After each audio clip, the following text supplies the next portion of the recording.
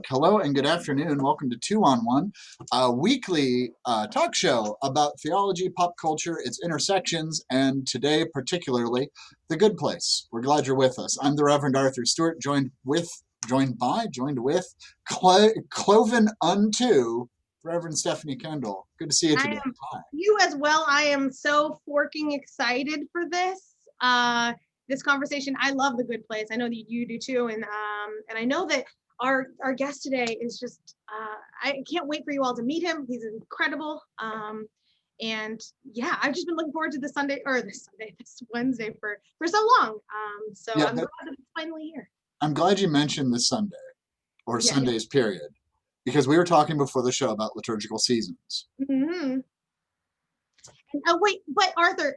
So I was looking and thinking about things. Did you know that there's a pink Sunday in Lent? We're in Advent. No, I know that. Oh, do I know that we are in Advent? And we light the pink candle this coming Sunday. But did you know that there is a pink Sunday in Lent? Yeah, it's Laetare Sunday. Right. So do you have a pink stole? I do not have a pink stole. Do you have a pink stole? I don't. Well, not yet, at least, but I am definitely open to it. And if I decide to get one, do you know where I'm going to get one from? Jeff One Row Designs. Jeff One Row Designs, our lead sponsor, Jeff One Row Designs? Yes, our lead sponsor for Two on One, Jeff One Row Designs, celebrating 15 years of making ordinary time extraordinary. But does Jeff One Row Designs sell pink stoles? They can, and they do. The team at Jeff One Row Designs can customize seasonal banners, processional banners, frontals, pyramids, chasubles, copes. It is a liturgical textile. Our friends at Jeff One Row Design can make it become reality. It is the bridge between an idea and reality. Wow. Jeff One Row Designs also has prepared a variety of liturgical textiles for all seasons and a variety of patterns and fabrics ready for a multitude of denominational and non-denominational clergy. So if you are shopping for the smallest altar accessory or reevaluating your entire collection of vestments and paraments, Jeff One Row Designs would be honored to work with you and create something especially for you. Well, visit jeffonerow.com, JEFFWUNROW.com. You gave me the yips, Spiff. I'm sorry. Catalog and customization conversations. And enter the code 2on1, all one word, at checkout for 15% off all the stoles you buy. Friends, we are so grateful for Jeff One Row Designs, and I am sorry that I always make Arthur spell it out because, as you can hear me every single week, I trip up over my vowels. JEFFWUNROW.com. There we go. I did it. I love it. So thank you so much, Jeff, and his entire team for being our lead sponsor here on Two on One. You still steal the show. And speaking of shows, let's get to the good place. Joining us today is JR. Hold on. There's one more thing that we have to announce. What? What on earth would that be, Spiff? It would be that because of our amazing fans and those of you that continue to watch Two on One every week, making us the #1 rated Disciples chat show on Wednesdays at 1, we have been picked up by Apple Podcasts. And so you can now both stare at our beautiful faces every week, but if you are someone that most likely prefers podcasts or are a podcast listening person, or you want to do both, head on over to Apple Podcasts or Spotify. So we're on Spotify as well. And look up Two on One Project. And every week, our episode will be available on the podcast hosting channels of your preference. And I am also working on uploading the back catalog of everything. And season 2 will start in January and will be fully available on both streaming platforms. Wow. Well, thank you for that. And I look forward to subscribing to our podcast. Joining us today about the good place, which is so exciting. And I'm just excited about this show today, is JR Forasteros. I'm going to admit him. He's in the waiting room. In our green room? It's like a green room, but really it's like the inside of Janet. It's just all white space. Hello, welcome back from inside of Janet, essentially. JR Forasteros, we're so glad to have you with us today on Two on One. Thank you. It is very good to be here. We are so happy to have you. But first, would you tell us a little bit about yourself? What are you doing out there in the world? Yeah, so I'm a pastor and author and podcaster and roller derby announcer in Dallas, Texas. I've been here for a little over 6 years with my wife, Amanda, who is the roller derby girl.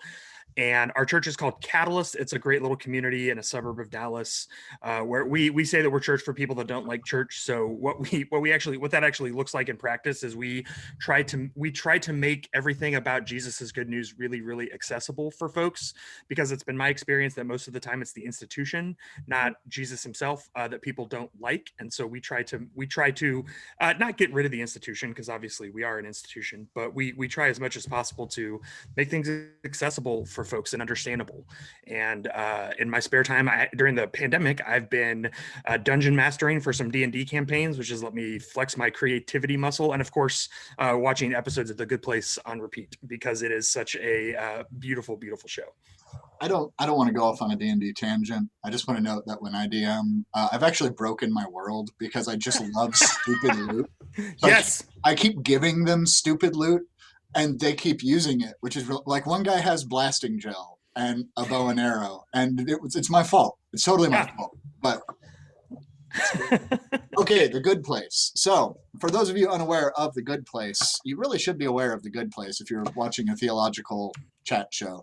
It is a 4-season comedy that was on NBC that wrapped up earlier this year. Is that right? Was it this year or like 10 years ago?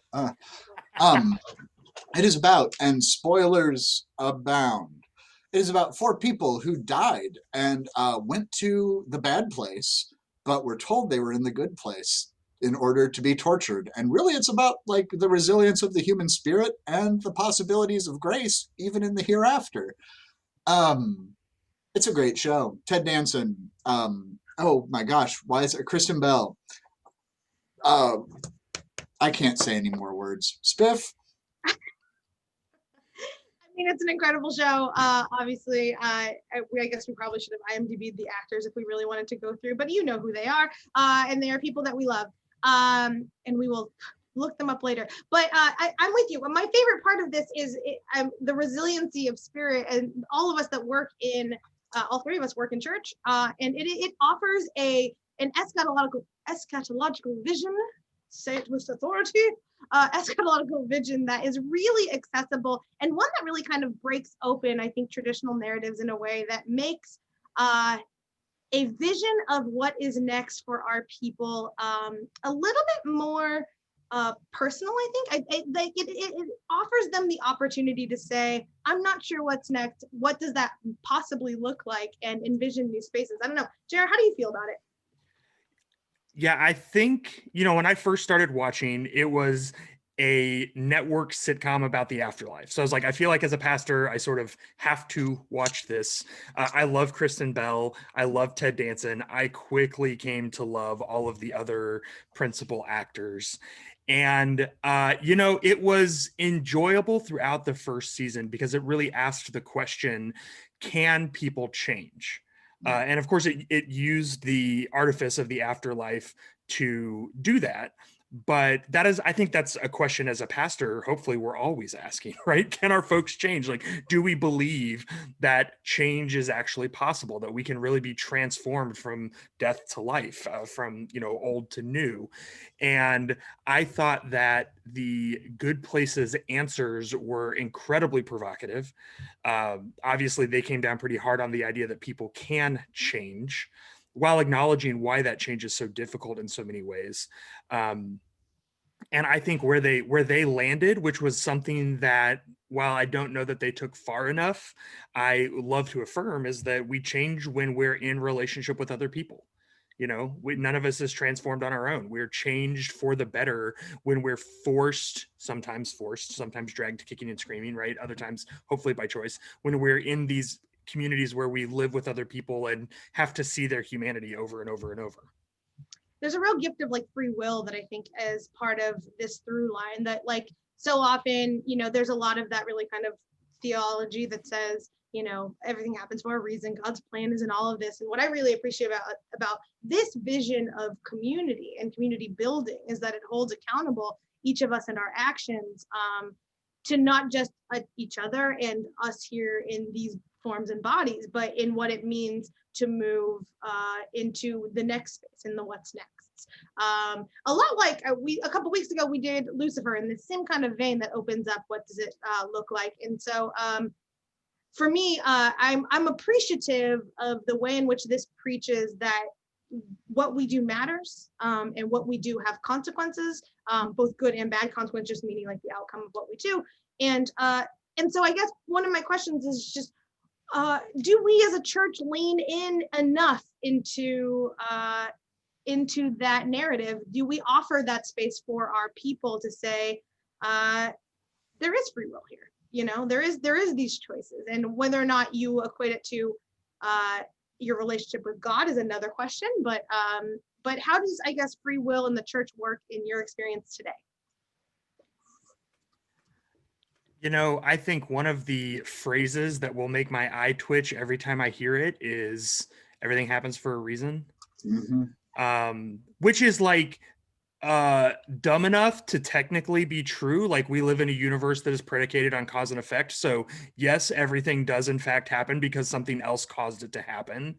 But I think most often what people mean by saying that is it's really a Western cultural Christian version of the Muslim phrase "Inshallah," if Allah wills it, you know, which is a way of abdicating responsibility, saying, you know, well, you know, if God wants it to happen, it'll happen. And I think we do the same thing. Once something has happened, we say, well, good or bad, it must have happened for a reason, and then that's meant to be some sort of comfort. I don't find it particularly comforting for exactly the reasons you just shared, because I think the scripture does give us accountability and responsibility. And so if I behave badly towards someone and cause them harm, that did not happen because God intended that to happen for that person to have a very special episode of their life.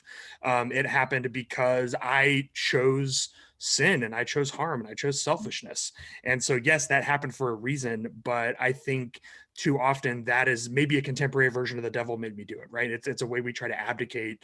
And so I think, I don't know that our churches do a good enough job of pressing back on that and insisting that the good of our neighbor is in large part left up to us. I completely agree with you on that. And I think part of why, and when I say the church, we're all talking from a vaguely liberal-ish, mainline-ish Protestantism.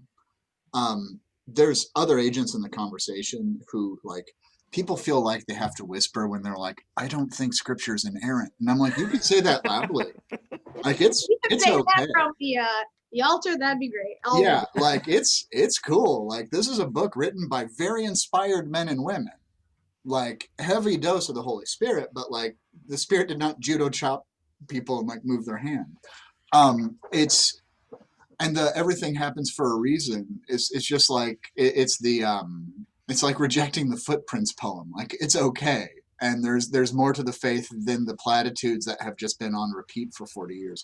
I think the question I'd like to pivot us on, if that's okay, Spiff, and I don't want to stop you from an answer. It's a really good question.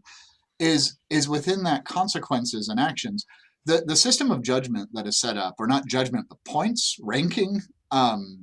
It's fascinating that, because it's not the Christian afterlife, it's not the Muslim afterlife, it's not any sort of sense of afterlife. It's only like 37% correct because that one guy got high. And I love that it was a truth that the demons told in the first episode. But it's all based on points. For those of you who haven't seen it and are still watching, even with spoilers, it turns out that no one has been able to enter the good place for hundreds of years because the world's become more complex, and therefore everything carries a cost that is too much to be worked out with good deeds. What would happen?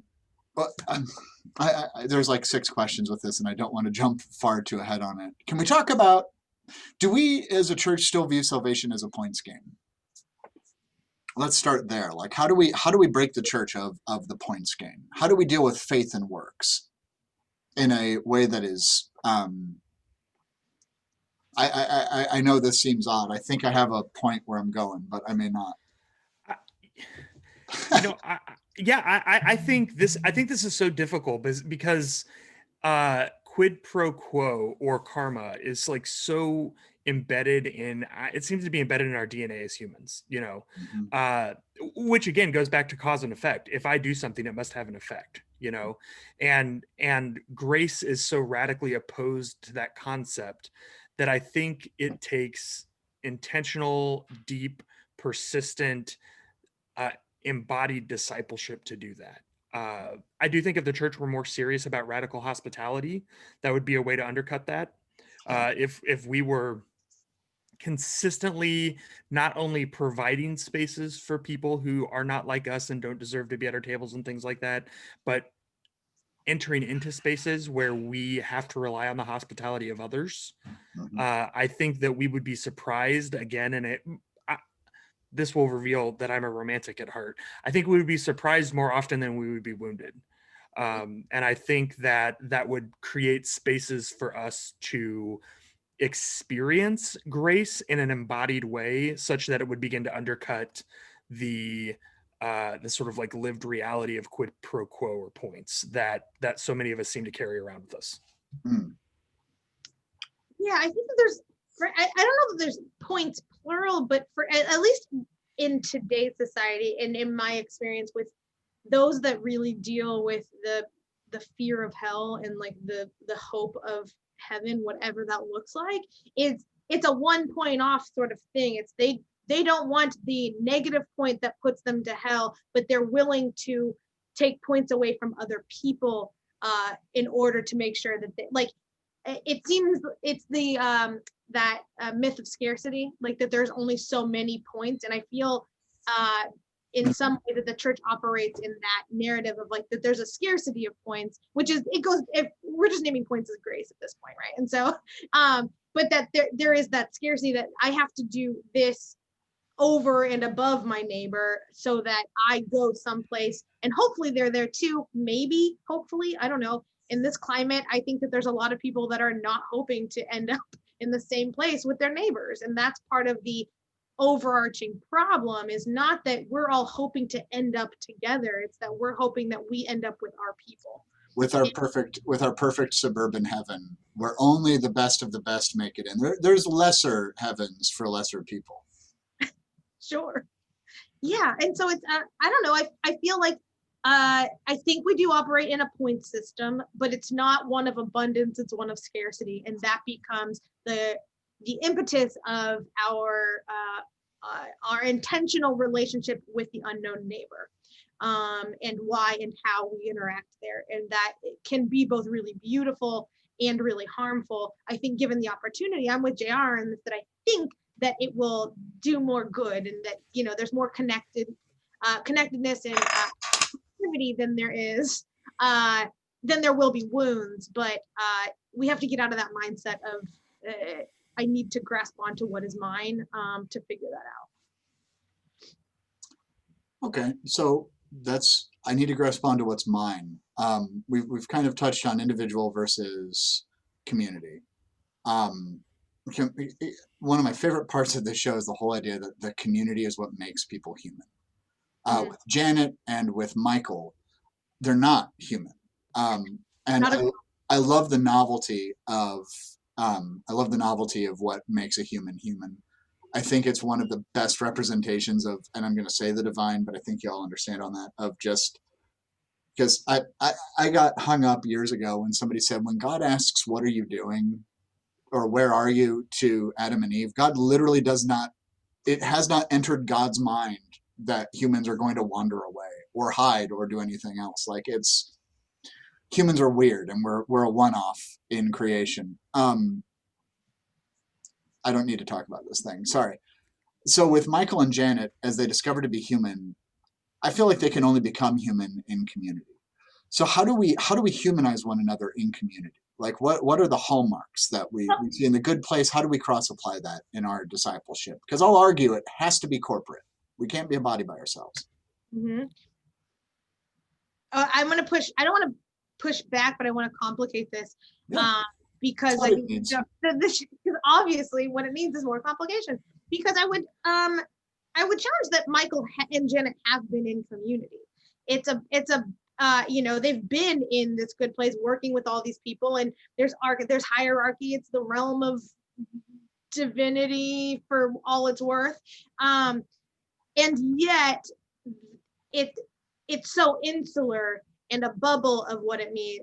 I think that we need to make sure that we are defining community as I'm trying to figure out how I want to define community. Creation writ large. You know, God's full vision of creation when we're talking about it in our spaces, but that it's something more expansive than the circles that we work in, that it's not just, you know, our church community, but it's our big C church community, which incorporates a global vision, because Michael starts to change, not because of his community that he had been a part of, but because of this new experience and the broadening of what it means to be community. Does that make sense?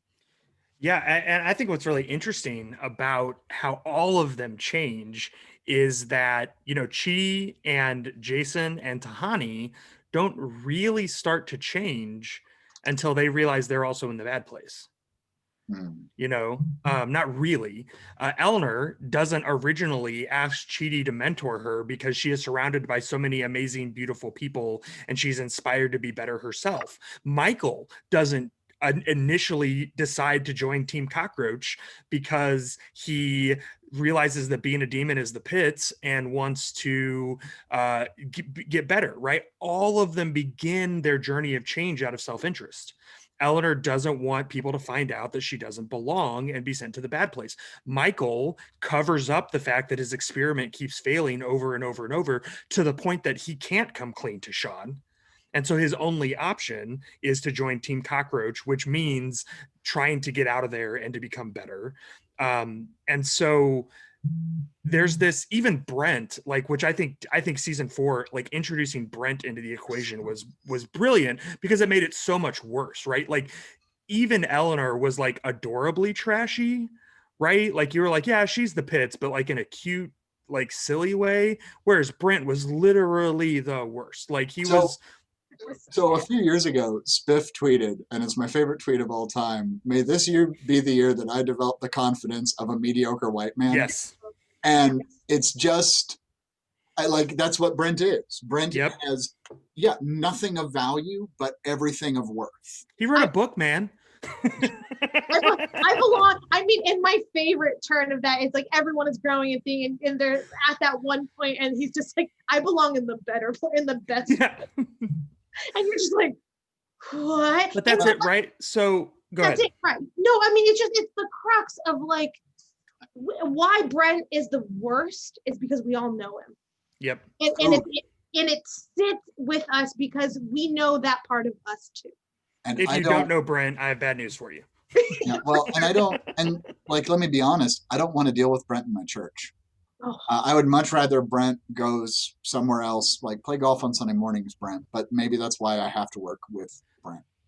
And I think what's so fascinating about The Good Place is that if you're asking like how do we create these communities, like one, I think we have to acknowledge that especially if people are bad in the terms that the show establishes, like most of the time people don't begin to want to change unless it's out of self-interest. You know, and so a lot of times people don't check out church unless you know, they can't get a job and they need some financial help, or their marriage is falling apart and they don't know what to do, or you know, they have a substance abuse. There's some kind of selfish, self-focused reason that they're seeking out this community, and I think we need to just be okay with that and understand that like that is often the place where God meets people and invites them forward, and that like okay. The other thing, though, is they try every kind of kid glovey coddling way imaginable to invite Brent to change. And it all actually, mostly to your point, has the opposite effect, right? Where he's like, you're telling me there's a better place. I get it. Like, yeah, everyone here is worse than, you know, and it's not until that moment that Chidi just like rips him a new one that Brent has that like split second of spike that doesn't quite get far, you know, but it's this moment of like radical honesty and truth telling And so I think that has to be a big part of it too. I think that our communities do need to be focused on uh, like a sort of prophetic, courageous truth telling um, that helps these folks face the truth about ourselves, you know. Well, and have we lost that as a church of being afraid of being anything Look, I'm a gay man in the church, and I have more conversations with people who were assaulted for being queer by church leaders, by lay leaders, by trusted people who they grew up with, or anything else. Like I get the whole judgment-free zone thing, but we have to be under judgment. We have to be cared for by one another, and I think it's trusting one another and being vulnerable with one another in order to bingo card time. First Corinthians very much says it. You are held accountable to and for one another. And by the way, finished First Corinthians, my 3 commentaries this week. Now on Second Corinthians, which is a mess, and I love it. So can we talk about Brent with the spike at the end, right? Because Brent almost becomes good based on the point system. He almost gets there, and there's almost a neutral place setting. So neutral place, Mindy St. Clair. One of my favorite concepts in the entirety of fiction, where she's sent to the neutral place, which is still the bad place. And they just refuse to say it in the show, but it clearly is. You get your favorite beer, but it's warm. You know, you get Cannonball Run 2. Cannonball Run 2, which she's still being tortured. And it's even worse because she's being tortured by her ambivalence. And, you know, it's neutrality always sides with the oppressor.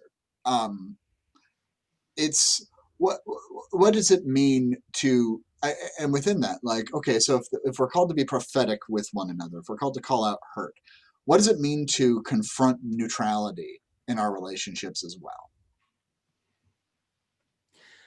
I think exactly what you just said. Neutrality privileges the oppressor, you know. Well, so in the end, Mindy is coming around, but she doesn't want to, and she's the one who I think is Mindy the hardest one to save out of all of this. Arguably, Brent might be, since he's still technically in the bad place by the end of the show. But again, it's so interesting that underneath Mindy's stonewalled reticence is fear. Mm-hmm. That's for sure. You know, it's the fear of change, and it does take people who are people that she trusts. You know, it's not until Tahani says, I will personally be the person in charge of this, and I will be the one. She's like, okay, I'll take a risk, you know, even out, but it's Tahani, it's Eleanor pleading with her, you know. It's trust. They've at this point known each other for many Jeremys. Yeah. I don't know, like, I don't know what the actual time was. Many a Jeremy Bearimy. That there is, you know, it's why intentional community and trust is kind of the cornerstone of what we do as faith leaders in changing hearts and minds and spirits into a space that, you know, is that you trust us with your soul, right? That's the gift of being faith leaders, is that we are entrusted with the care of the spirits of our people. But that doesn't come, or it shouldn't come. Here's a warning to all of those lay people looking for churches. It should not come without a healthy dose of skepticism and then built relationship. That is the space that we need to kind of go from. And that is where I think we inevitably get with Mindy and say, after all of this time, you know, because, and I love how she continues to point out with Eleanor, like, no, you did this last time. I know, you know, and she like finishes her sentences. Did you bring the cocaine? No, you forgot it again, you know, sort of a thing. And it's like, okay, there's patterns and there's repetition and there's understanding. And even I think Mindy operates with a certain level of grace that is interesting. And it's when we get away from those binary kind of spaces, right? It's not good and bad place. There's a medium place. There's a neutral place. There is the nothingness that is built on beyond, right? That there are multiple spaces. Well, and there's Disco Janet, which is never explained. There's a bajillion Janets. But in that, oh, keep going. No, there's only one Disco Janet. It's neither here nor there. I'm so good. You know, I think the thing that occurred to me, since all 3 of us are church leaders with all of this too, is that it was not someone from the good place who descended down to Mindy St. Clair and said, you can do this. It had to be Eleanor and Tahani and Chidi, because she saw, as you just mentioned, right? She saw them go through this. She saw them repeat the experiment over and over, and she saw them get better. And I think, I don't know what it's like in y'all's faith traditions, but I've worked under 2 lead pastors who have told me not to have friendships in the congregations where I serve. That pastors are supposed to be, up on a spiritual pedestal, and I find that undercuts my ability to disciple, because then I'm not in the trenches, so to speak, right? If I cannot demonstrate my faith journey, then I cannot realistically invite most folks along with me. I'm part of the recovery community, and I think it's better at being church than the church is being church. Still a lot of language from the church, but actually like uses it. And it's the whole thing is, you don't give advice, you share experience. And when somebody says, well, I did this and I did this and I did this and I'm a trash bag, and you're able to say, I was naked on a tractor, never was actually naked on a tractor. Well, okay, not. Anyways, Keep going. without that, it's the experience of it. But that's where it is the communal transformation, and you have to be able to have the space in which you're able to say, here's my garbage, because we live in a society, the West or the country or whatever, where we hide it all, and we just kind of shove it all in. I have to be away for 60 seconds. This is unorthodox, but it's becoming regular. I'm so sorry. Allow me 1 second. Talk amongst yourselves, to borrow from Lynn. No, I think that for me, this entire thing, it leads to, and I'm going to ask another question for just the 2 of us. But which I think comes out of this, and he'll come back and tell us. Also, shout out to those that are watching. There's Cassie and Bonnie and Travis. Where is our theme song? And those of you watching, shoot us a question. We're happy to continue this conversation from online. That's where I'm looking. But so I think I go back and forth. Janet is definitely my favorite character. I think Janet is probably most people's favorite character, because I think there's a part of her that meets us all where we're at. Not a girl. And so, but Chidi for me does something to community that I think is really important. We want to get all of our knowledge, all of our understanding from books and things, and yet he grows and learns the most. And I mean, he's clearly out of that group the most educated, formally educated, let's say. But he I think grows the most because he engages in humanity in a more deeply intentional way. And we were talking earlier before the show started about how there's the line when he learns about Jeremy Bearimy, he learns about the dot and Jeremy Bearimy, and he's just like, that broke me, that blew my mind. And do we lose our minds enough in the church, in the world, in each other? Like, what keeps us from that moment of just being like, not broken, but maybe broken open in a space that we are so lost for what is next, because we've just been given some form of information, of grace, of whatever, of relationship that irrevocably changes us, right? That's a moment in which Chidi is irrevocably broken open. Have we lost that ability in the church, or what? Yeah. Are we doing that well? I don't know. Like, the other one is when he sees the time knife. And I love how Michael's like, yeah, the time knife. We've all seen that. But my wife and I are both super into the Enneagram, and I'm a 3, she's a 9, which are both the avoidant numbers. And she loves Chidi because he's also like so clearly a 9, right? Paralyzed by any attempt to make any kind of decision. And I think that it's so interesting that his multi-thousand page treatise on ethics that he never even finishes, like, it's all avoidant behavior. It's all this way to like try to live in his head and not have to face the reality of a world that can surprise us.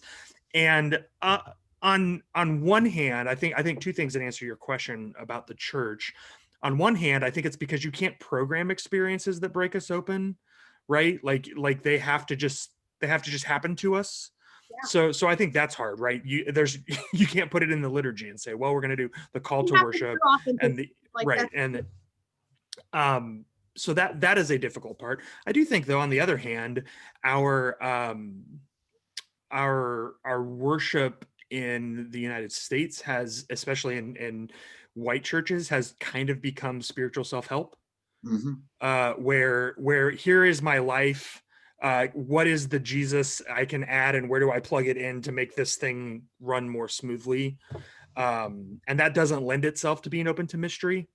I use a preaching team at my church, and one of my good friends, who is a seminary professor, preached last year about mystery and how it engages with loving God with all of our minds. And he made this really powerful distinction that has really stuck with me about the difference between puzzles and mysteries. He said, we use the term mystery like a mystery story or a mystery show. And when we use the term mystery, we actually mean puzzle, because it's that there's this picture. And if we get all the pieces in the right order, then we'll understand the picture. And he said, but that's not mystery. Mystery is this ineffable, unknowable thing that when we encounter it breaks us open in the way that you were talking about.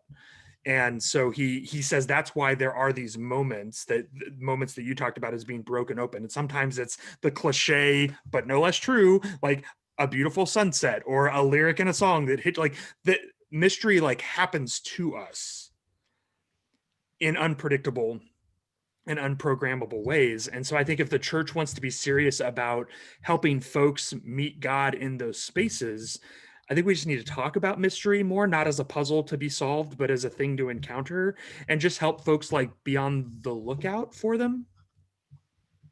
Oh, I love that. None of that is mine. So that's no, all Tim Bassler. And it's knowledge, and it's prophecy, and it's wisdom, and it's all of these things that we've decided we can figure out. And it's, well, this is basic instructions before leaving earth, and everything has a purpose in it, and there's nothing wrong at all. And I'm going to tell you exactly what Jesus feels about transgender people. And it's like Jesus Christ would say transgender people are people, and they're wonderful, and you should love them. Jesus Christ would be like, hi, I'm transgender, please love me. Yeah, well, I mean, can we talk about that? Where'd the Y chromosome come from? Anyways. Lady wisdom. All I'm saying is if Mary reproduced through parthenogenesis, which you would have to, and as we know, the Holy Spirit is a bird, not a dude, there's no contributing Y chromosome for XY. So Jesus may have identified as male. Yeah. Yeah. I love bringing that up when people say, well, what's queer theology? I'm like, let me kind of ruin you for a second. Let me show you the I in Jeremy Bearimy.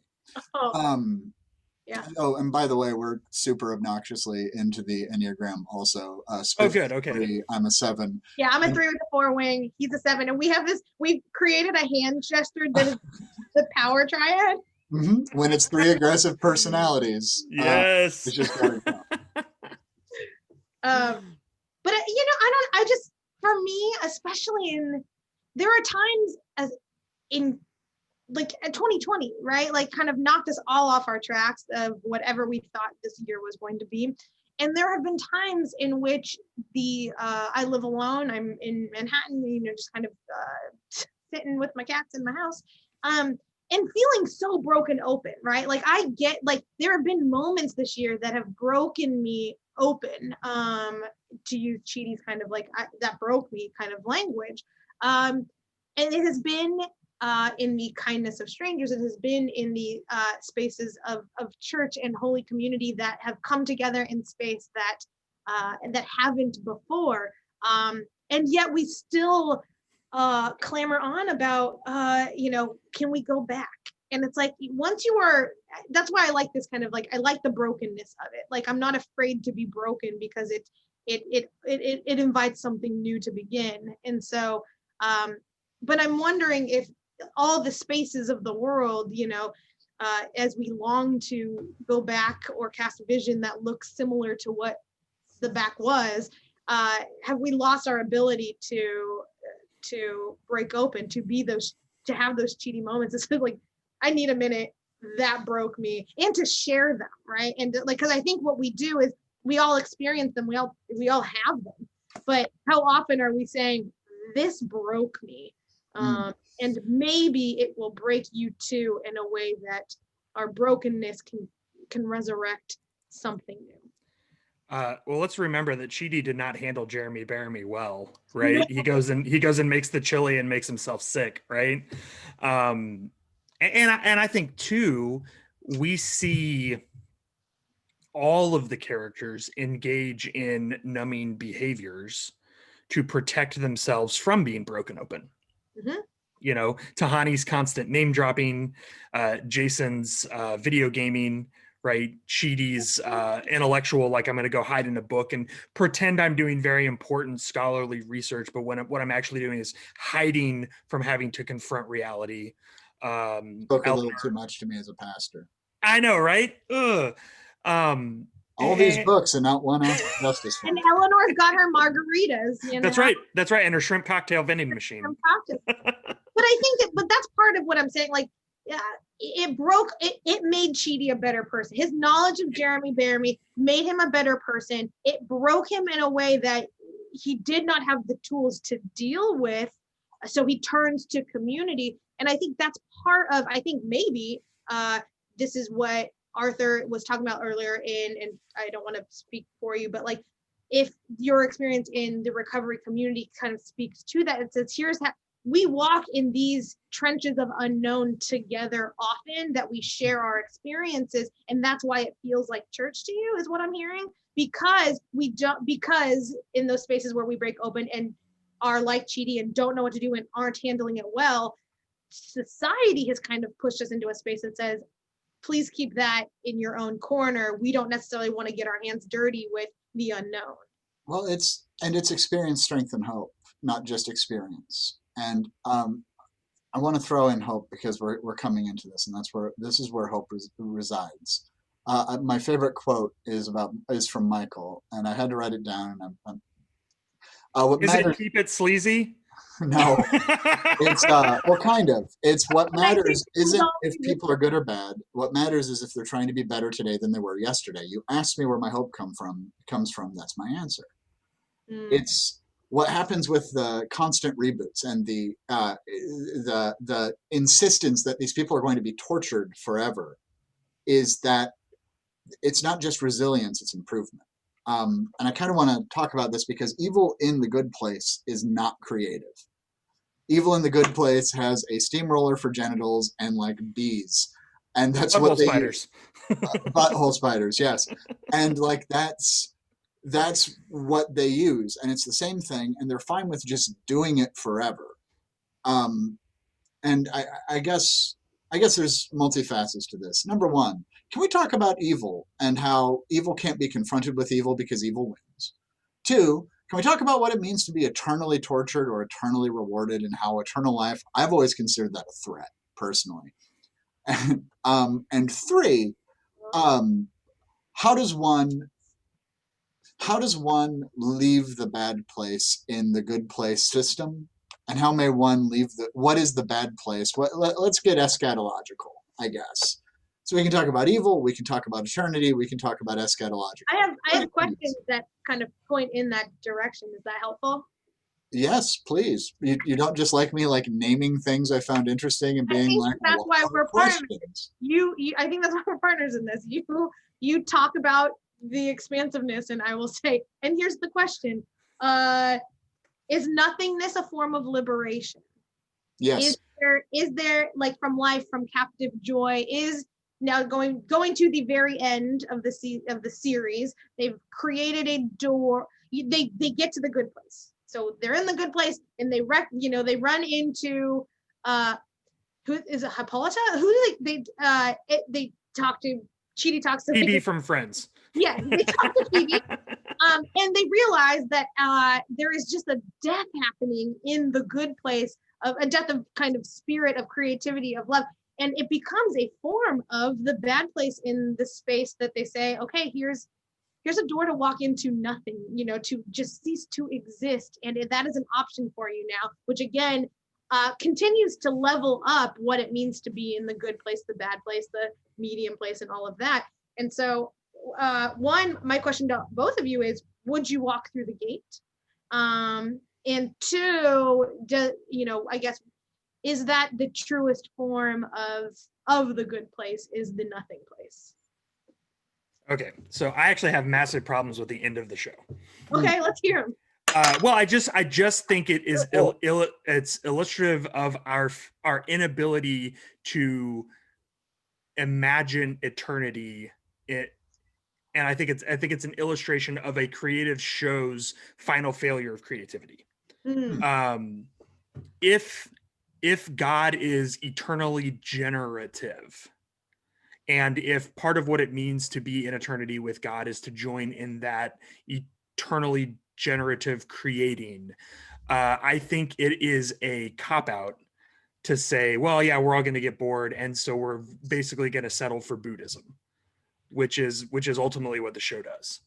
And I think they cheat because they say no one really knows what happens on the other side of the door. So all they really did was like push the afterlife one layer back further, right? Well, and they're also not. It's not a Christian heaven. It's not. No. It's Absolutely not.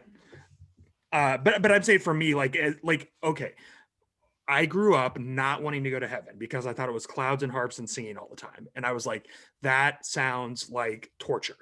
I knew I didn't want to go to hell, but when like all my favorite musicians were probably there, I was like, well, Mark Twain said it best: "Heaven for the climate, hell for the company." Right. Yeah. So like, I get it. I get.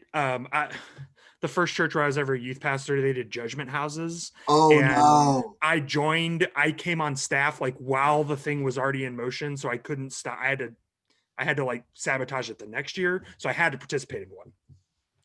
And of course, when you got into heaven, it was like a fog machine and people in robes and like everything was white. And I was like, this sucks.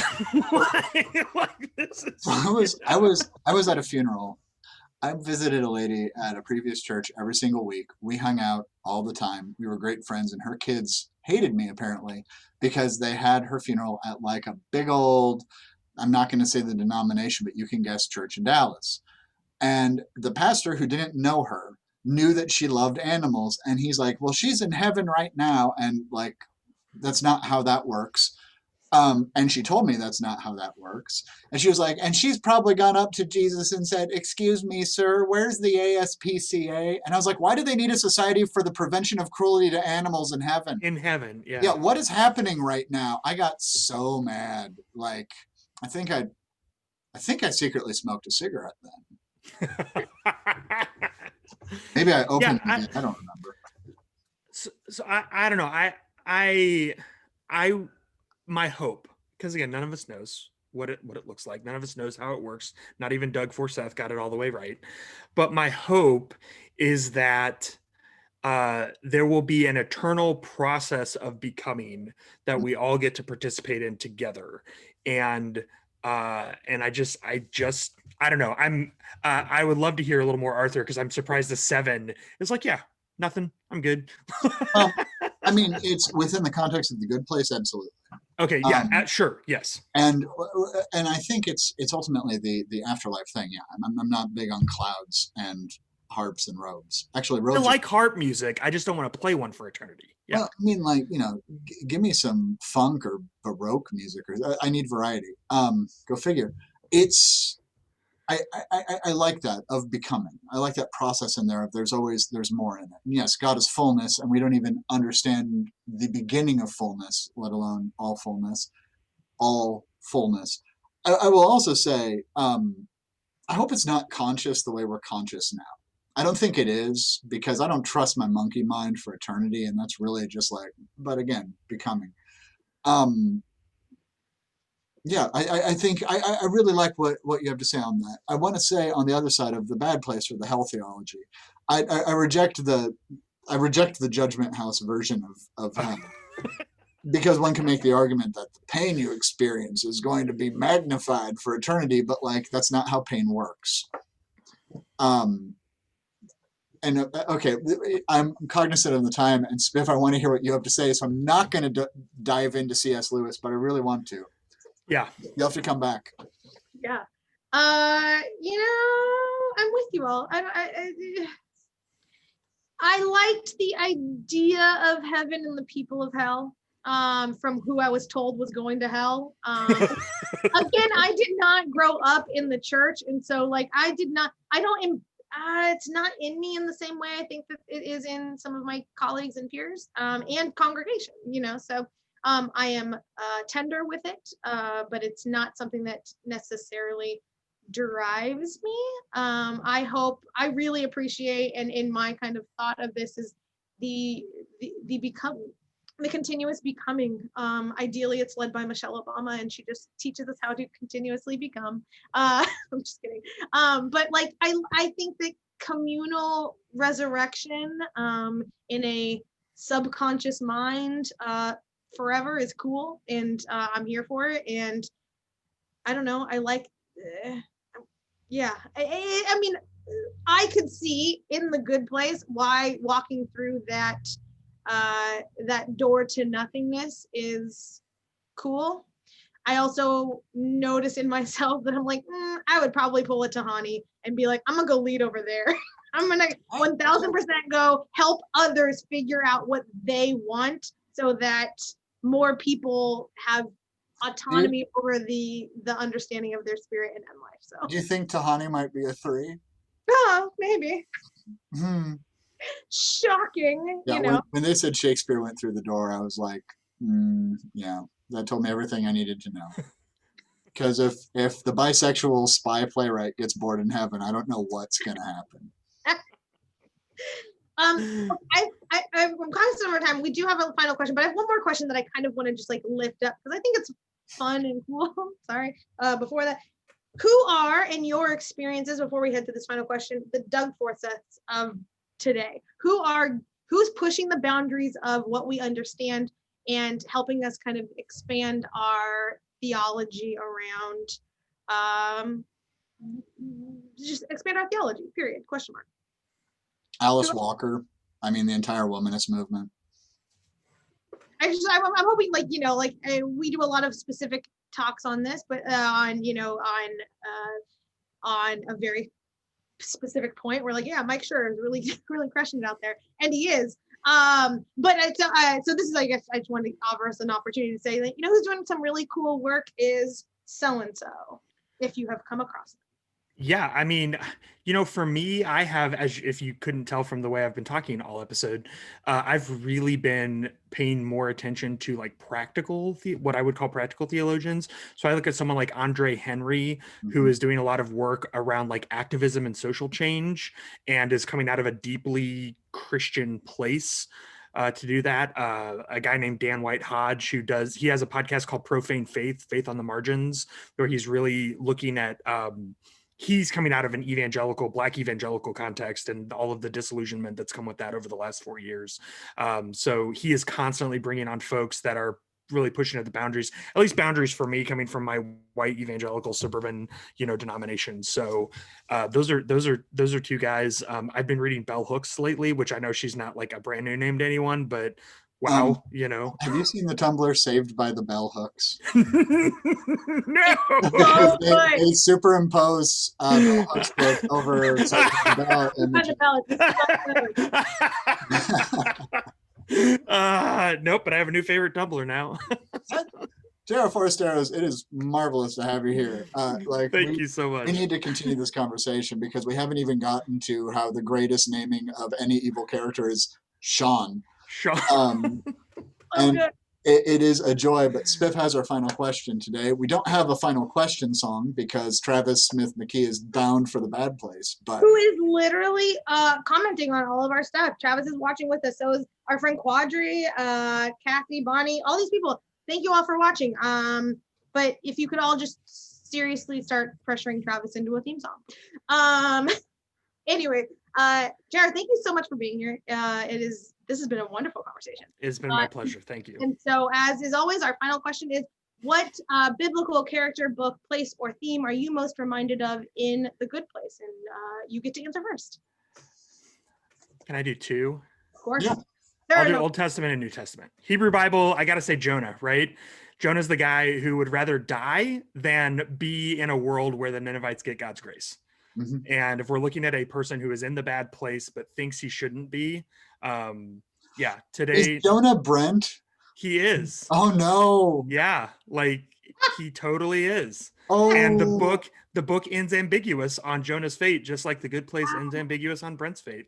Mm-hmm. So and then in the New Testament, I would actually say Nicodemus, because if you read through John's gospel, you know, he comes to Jesus antagonistic a little bit later in the book when they're arguing about whether Jesus is really from God. He's kind of like gently pushing on the Pharisees, saying like, I think there might be something here. And then by the end of the book, he shows up and is one of the ones to give Jesus a royal burial, indicating that he's come into the kingdom. And so I think you see, unlike most of the people in John's gospel who have this sort of instantaneous conversion moment with Jesus, you see this like progressive, lengthy sort of movement towards Jesus that's happening in the background and kind of in the shadows. My friend Becca Crevens is a painter, and she did a painting called Nick at Night, and it's Nicodemus meeting Jesus, and it's like in this arch, and it's like that beautiful, like, let's say it's 9 o'clock on a summer night, like it's dark but it's not dark, and you can see two silhouettes, and one of them has a halo, like, and it's the first time I saw it, I just burst out crying because I was so moved by it, and it now hangs in my bedroom. But I like that about Nicodemus. It's You got to great. text me a picture of it. I'd love to see Oh, it. I totally will. Okay. Spiff, I'm gonna jump in because mine's Jeremiah, the exilic period. Know the plans I have for you, not plans to prosper you and not to harm you, because it's know the plans I have for y'all. Uh, and we think that it's like a very specific, individualized. God wants you to get that parking space, and God instead is like, you're here for a while. Plant and build and have kids and grow and become, and we'll get back on it. And I think I will insist that the bad place is a state of mind, but the mind can only really be understood as part of the body, and the body can't be individual. Mm. So I struggled with this one, kind of. It just did. I think I've landed though on Janet as the Matthew 15 Canaanite woman. That everyone continues to come to the well, and she offers a little bit of insight that helps them kind of fully develop their own understanding and growth. This is the well that we can assume that she continues to come to. Jesus is there once, but it's her space of operation, and so the good place in and of itself being kind of that space of the well, and that Janet continuously comes and kind of gives the little not a girl nudge, and or you need to do this nudge, or things like that. I like that. And for me, I've always really liked that story because it's a story of Jesus's growth. And we tend to pull growth away from Jesus. And so for Michael, who is the both architect and then human on earth. I don't know if we want to draw that parallel, but there's there, and Janet is there always kind of in a Holy Spirit moment, but really for me, kind of sits in that narrative writ large. So I'm gonna go with that this week. I like Is Jesus possibly a 10,000-foot fire squid? Maybe. Can we Into it? I just got to bring up one thing, because this is ultimately a thing about redemption. Mark Driscoll's not one of my favorite pastors, and I can't make personal judgment about him because I don't know him personally, but like professionally, I wish he'd stop. He did, however, at one point say, so when we say Jesus was perfect, does that mean like he didn't need to learn how to ride a bike? Like he just picked it up and did it? And I've always thought about that since I've heard it, because like Jesus had to become, because that's what being human is, and he was human. So anyhow, I'm going to pop up this graphic while we're real talking. man. Isn't that what it is? Isn't it real? It's a real man or something like that? Like I really appreciate the Sherverse's ability to kind of put a little bit of nuance and creativity in just about everything. So. Well, JR, it's been a true pleasure and a great gift to have you talk with us today about The Good Place. You have an open door invitation to come back with any conversational topic you wish. I'm gonna at some point do a D&D show, but Spiff has to play D&D with us first. Okay. And part of me wants to run the game, and part of me wants to play in the game. So like, I think you're like start rolling a character. Figure this one out. That might be our Easter show. not Easter itself. But we thank you very much. J.R. Forasteros is the pastor at Catalyst Church. A pastor. The pastor? I didn't even Yeah. ask that. I'm sorry. I'm lead. Yeah. Okay, the lead pastor, and he's pretty fantastic. And if you're in Rowlett, Texas, we urge you to check them out and the great work they are doing.